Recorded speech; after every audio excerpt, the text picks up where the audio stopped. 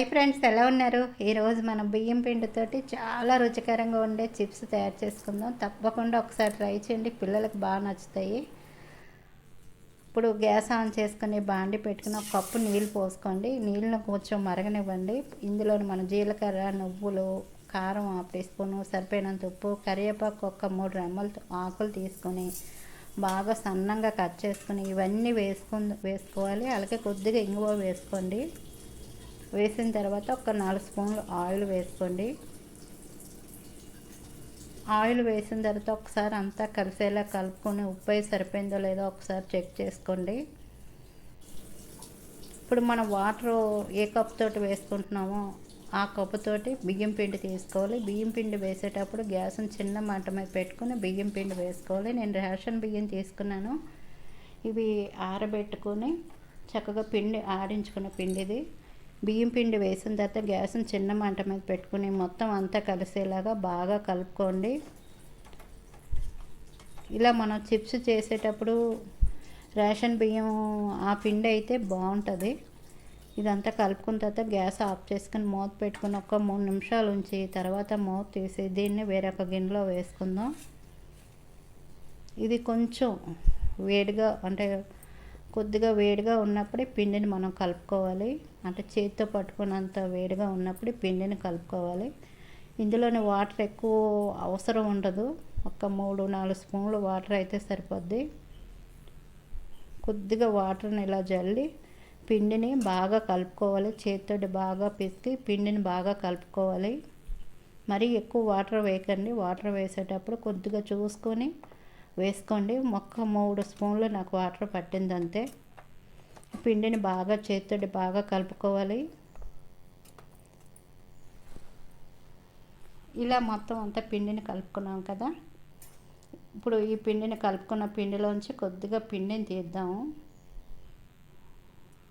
మిగతా పిండి మీద మూత పెట్టుకోవాలి, లేదంటే పిండి గట్టిగా అయిపోద్ది. ఇలా మూత పెట్టుకుని మనం తీసుకున్న పిండిని ఇలా పీట మీద ఈ పిండిని పెట్టి ఈ అరచేతితోటి ఇలా మ్యాష్ చేసినట్టు బాగా కలుపుకోవాలి. ఇలా కలపడం వల్ల చిప్స్ చక్కగా క్రిస్పీగా బాగా వస్తాయి.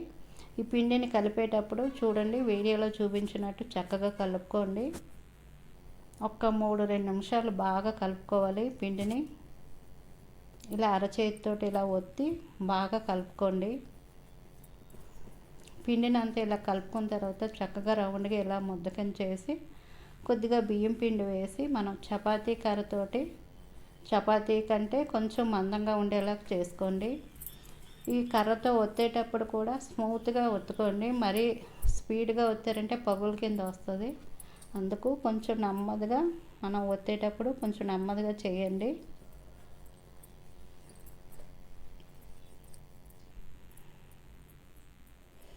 అంటుకున్నప్పుడు కొద్దిగా బియ్యం పిండి వేసి చక్కగా ఇలా చపాతీ కంటే కొంచెం మందంగా తయారు చేసుకోవాలి. ఇలా తయారు చేసిన తర్వాత ఈ చివర్లు కట్ చేసుకుందాం ఇలా చాకుతోటి. ఈ కట్ చేస్తున్న పిండిని మరలా మనం చేసేటప్పుడు చక్కగా అందులో కలుపుకొని ఈ పిండిని ముందు వీడియోలో చూపించినట్టు ముందుగా మనం ఎలా కలుపుకున్నామో అదే విధంగా కలుపుకోవాలి. ఇప్పుడు మనం నచ్చిన షేప్లోనే చక్కగా దీన్ని కట్ చేసుకోండి. నేనైతే డైమండ్ షేప్లో కట్ చేసుకుంటున్నాను. చాలా చాలా బాగుంటాయి. ఇలా మనం చేసుకుని పెట్టుకుంటే 4 రోజుల పాటు చక్కగా స్టోర్ చేసుకోవచ్చు. ఇప్పుడు ఇంటి దగ్గర పిల్లలు సమ్మర్లో చక్కగా ఇంటి దగ్గర ఉన్నప్పుడు ఇలా స్నాక్ చేసి పెట్టండి, చాలా బాగున్నాయి అంటారు. నేనైతే ఇలా డైమండ్ షేప్లో కట్ చేసుకున్నాను కదా, మీకు ఒకటి చూపిస్తాను చూడండి. ఈ విధంగా కట్ చేసుకున్నాం కదా. ఇప్పుడు ఇవి కట్ చేసుకున్నవన్నీ మన ప్లేట్లో పెట్టుకుందాం. ఇదే విధంగా మన పిండిని అంతా ఇదే విధంగా మన చిప్స్ని చేసుకుని ఒక ప్లేట్లో పెట్టుకోవాలి.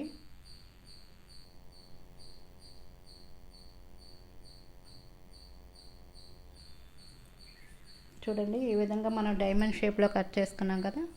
ఇప్పుడు ఆయిల్ కూడా పెట్టుకున్నాను, ఒకటి వేసి చూద్దాం.